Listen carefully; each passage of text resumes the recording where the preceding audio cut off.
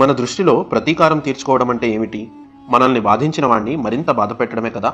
చరిత్రలో ఒక రాజ్యంపై మరో రాజ్యం దాడి చేసినప్పుడు అక్కడి ప్రజల్ని హింసించి ఆ రాజ్యాలను అతిక్రమించుకోవడం మనం చూస్తుంటాం. దేశాల మధ్య ఆధిపత్య పోరులోనూ ప్రజల రక్తం ఏరులై పారుతుంటోంది.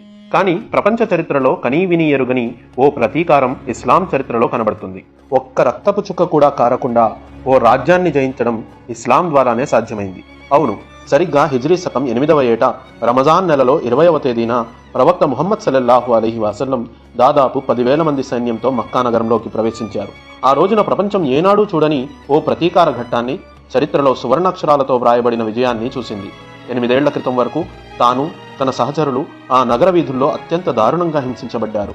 సుమయ్య, యాసిర్ వంటి విశ్వాసులను దారుణంగా చంపిన మక్కా నాయకులు ఆ రోజున భయం కుప్పెట్లో తలదాచుకున్నారు.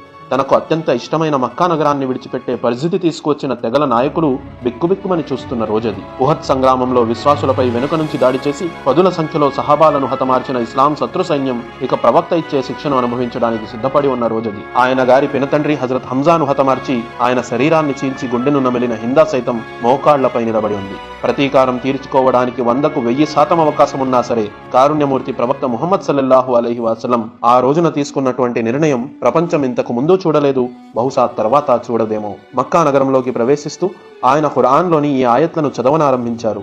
జా లహఖ్ వజహఖల్ బాతిల్ ఇన్నల్ బాతిల కాన జహూఖా. సత్యం వచ్చేసింది, అసత్యం నశించింది, అసత్యం నశించక తప్పదు. ఆ తర్వాత ఇలా ప్రకటించారు, ఈ రోజు ప్రతీకార దినం కాదు, మన్నింపును ప్రసాదించే రోజు. ఏ వ్యక్తి తన ఆయుధాన్ని దించివేస్తాడో అతనికి ఈ రోజు రక్షణ ఉంది. ఇండ్ల తలుపులు మూసుకుని ఉన్న ప్రతి ఒక్కరూ మన్నించబడ్డారు. అబూ సుఫియాన్ గృహం వారు సైతం కూడా మన్నించబడ్డారు. కాబా గృహంలో తలదాచుకున్న ప్రతి ఒక్కడూ క్షమించబడ్డాడు. ప్రవక్త శ్రీ ఆ రోజున తలపాగాపై నల్లని అమామాను కట్టుకుని ఈ ఆయతులను బిగ్గరగా చదువుతూ ముందుకు సాగారు. ఇన్న ఫతహనా లక ఫతహం ముబీన్.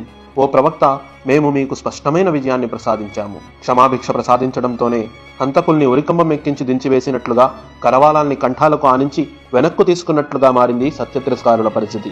దాంతో వారి హృదయాలు కుదుటపడ్డాయి. అంతటి అపారమైన క్షమాబుద్ధి, ఔదార్యాలు మానవ చరిత్రలో మరెక్కడా మనకు కానరావు. అది అందరి వల్ల సాధ్యమయ్యే పని కూడా కాదు. అంతటి పరమాద్భుతమైన క్షమ, ఔన్నత్యం, మహత్తరమైన గుణసంపత్తి కేవలం ఒక్క విశ్వకారుణ్యమూర్తి ముహమ్మద్ సల్లల్లాహు అలైహి వసల్లంకే ప్రత్యేకంగా ప్రసాదించబడింది. మరిన్ని స్ఫూర్తిదాయక వీడియోల కోసం సత్యధర్మం యూట్యూబ్, ఫేస్బుక్ పేజ్లను ఫాలో అవ్వండి. పవిత్ర ఉమ్రా యాత్రకై సంకల్పించుకుని ఉంటే క్రింద ఇవ్వబడిన నంబరుకు సంప్రదించండి. జజాకల్లాహు ఖైర్.